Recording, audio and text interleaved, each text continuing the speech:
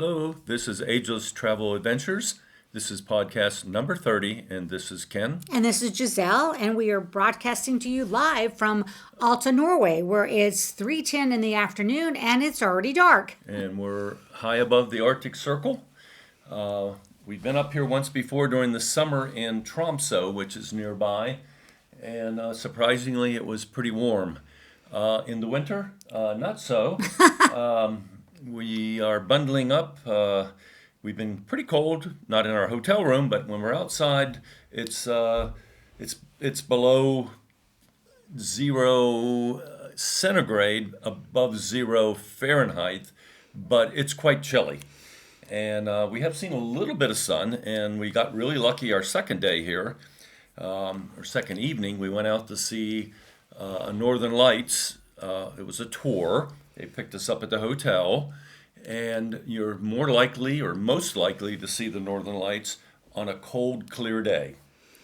If you're following our podcast from our last one, we were on a cruise ship that was supposed to come here. So we had booked some of these excursions prior. And then, of course, we were on the cruise ship that had the horrific storm. And so, anyway, we ended up in Bergen.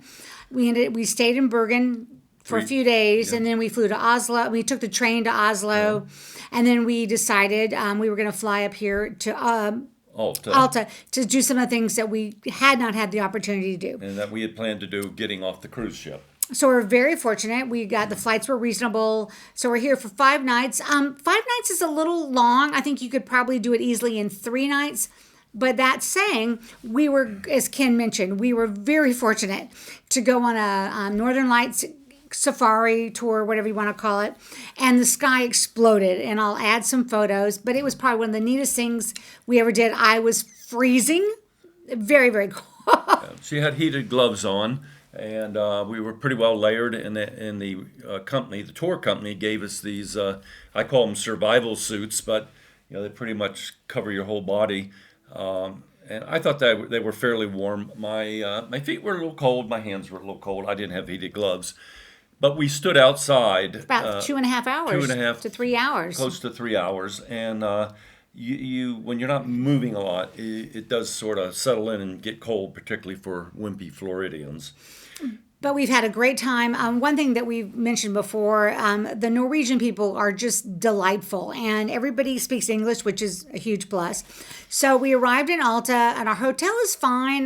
We had a basic room, and we decided to upgrade because we're so bougie, and now we have a suite, and it's lovely. Junior suite. Yeah, but anyway, we're enjoying it, but it's been fun. We've enjoyed it. We've done some fun things. Yesterday, we went out to a Sami culture. Sami is what the indigenous people from up here. And they're reindeer herders, so there have been nomads in the wild that they don't stand still. And they're all about the reindeers. So we went and had a very interesting talk with a young woman who is Sami. And then we went back to the hotel, the restaurant there, and had some traditional-ish Sami dishes. I had pizza, which was delicious, except for the reindeer. It tasted a little chewy. I'm not a big meat eater. Had reindeer shavings on it. Yeah, kind of like jerky-ish. And I had their bottle. It's basically beef stew. Sort of like a beef stew made with reindeer. Reindeer stew. And it was good. It had a real nice flavor to it. And we ended the evening with, what was the liqueur we had? Cloudberry. Cloudberry liqueur, which was delicious. So they have a lot of blueberries, raspberries up here that grow in the wild, and cloudberry. Not real familiar with it, even though we've been to Alaska multiple times. Not sure it's there, but anyway, we've had cloudberry in the mornings at our hotel. With jam. And it's tasty. So we finished our meal with the cloudberry liqueur. And then we took a taxi home. Yeah, we took the bus there, which was okay, but I was not going to stand out on the bus stand waiting for the buses because it was so cold. It's a very bitter cold. Again, we're from Florida, as you guys well know, so we're basically wimps. So anyway, we're enjoying Alta. We really like it. I would suggest anybody to come up here if you want to experience Norway winter at its best. This is the place you want to come to. It's just it has so many activities.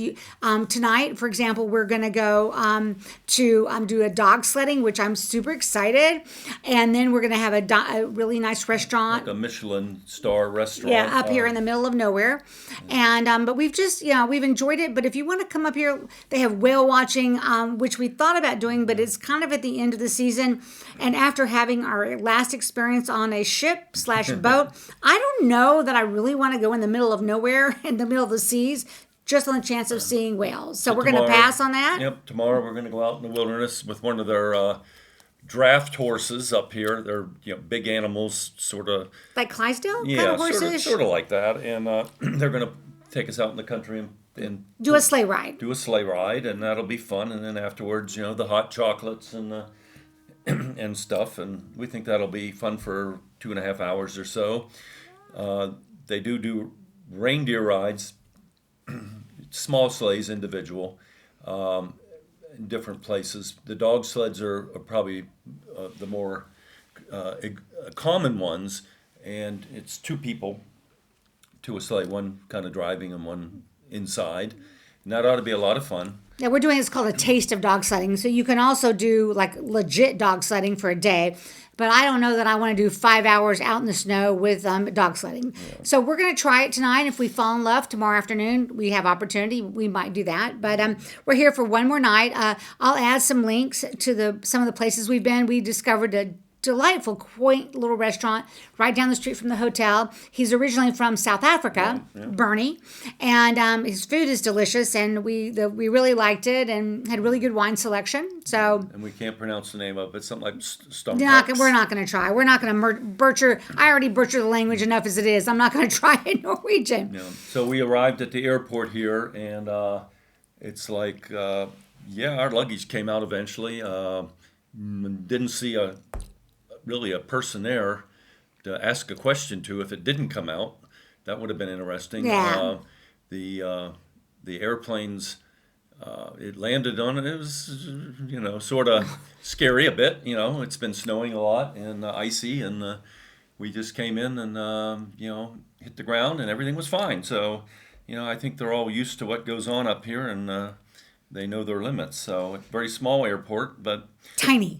Yeah, and we didn't have transportation, so we kind of checked it out. There was a city bus, and we could have taken, but we chose a taxi, and it was about $22. It was also raining, raining and not quite snowing yet, but it was really cold. I'm like, I'm not taking with 3 pieces of luggage. There's things doesn't make sense. But you can get a taxi here to go just about anywhere, and the bus transportation is wonderful.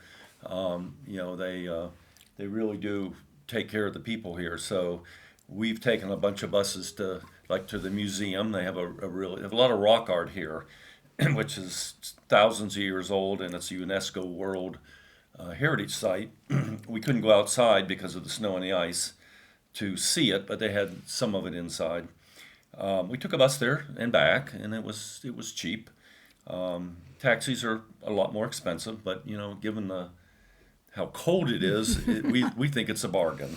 Everything, and one thing about Norway, it's almost become a cashless society. So if you think about coming, don't bother to get cash, but you really don't need it. And we haven't found any place that didn't take or preferred to take credit cards. So that's a kind of a pre-tip before we get into our tips of the day kind of thing. One thing that I found interesting was that we've been on 2 tours, and we met some lovely ladies from the U.S., but they came here mostly because they were interested about the yarn. Evidently, it's very unique to Norway.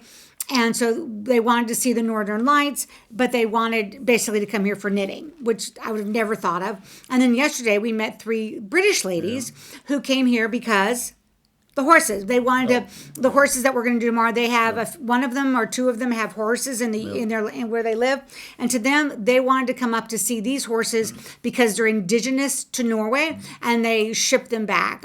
So I thought that was interesting. Those are two things, and never in my life would I think to come to a place because of knitting or for horses. But hey, they also do ice fishing here, so you go out to one of the lakes, a lot of lakes as well, and cut a hole in the ice and ice fish. We didn't find that to be so fascinating.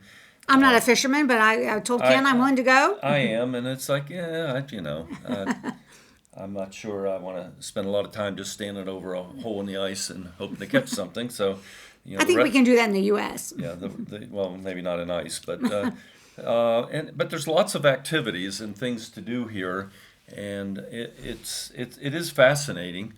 The city has a lot of, I think it surprised us, but it had a lot more accommodations that we expected. There's actually a small mall here and some really good restaurants and kind of everything you'd ever want.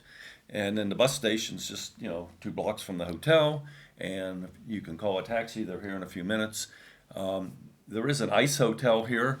It's a ways out, and it's pretty famous.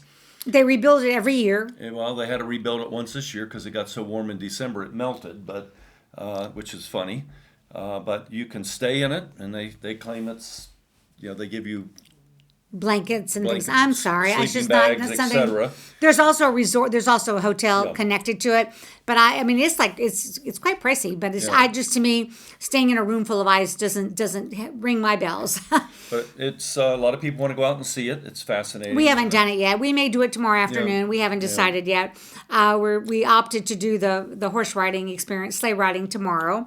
But again, this has just been a fascinating experience, and I'm really glad we did. And more importantly, if you want to see the Northern Lights, I know you can see them in Tromsø, and you may see them in the U.S. at different places. But I'm going to tell you, it was one of the most amazing things I think we've ever seen at night. So when Giselle said you could, come up here and kind of do what you need to do in 3 nights or 3 days, that's true. If you come to see the Northern Lights, though, there's no guarantee.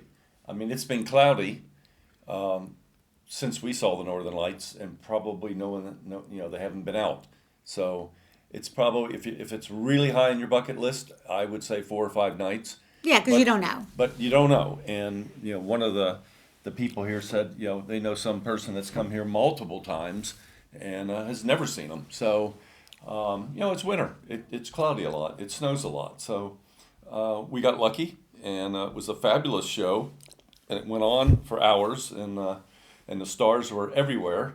So it was just perfect. And like I said, we'll add some photos. But so getting back to at the end of our podcast, we try to put some tips. So here's my tip for coming to this part of the world.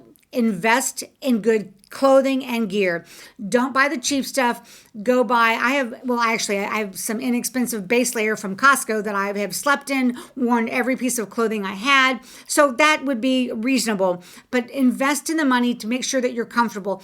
Ken doesn't get as cold as I am. So I want to make sure that I was comfortable. I have a heated vest and heated gloves, which are nice. Good news, bad news. They're easy to use. Bad news is you can't use your camera. So Ken has become my assistant when I'm like, take the photo because I'm not taking my gloves off. So that's my tip of coming to this part of the world. Invest in good gear. Ken, what's yours? Well, it's along that line. And, some of the tours we've taken, and this also goes for Tromsø. When we were there in the summer, we did a midnight sun cruise, and they gave us these survival suits, and I tell you what, at 1 a.m, we're out there, and it's like daylight, but it's freezing cold.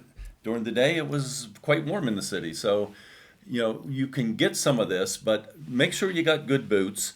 Nobody seems to be walking around here with crampons or cleated shoes of any sort.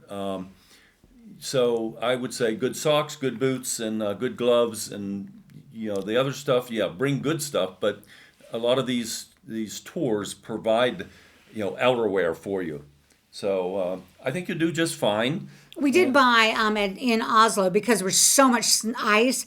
We bought them. They're little plastic things that go. They're like we would call them crampons, but they're more like crampons Spikes. light. Yeah, they're like spikes, rubber slip over your shoes with spikes. and they were very helpful in Oslo. Yeah, it was just much icier in Oslo because the temperature was warmer. So at night it would tend to, freeze, but during the day it would either rain or melt, and then when it froze it would be icy. So, for us, we're walking around like little penguins, short little steps, and it was pretty dangerous actually. So up here it's much more packed snow, so it's not as bad. So our tips are combined.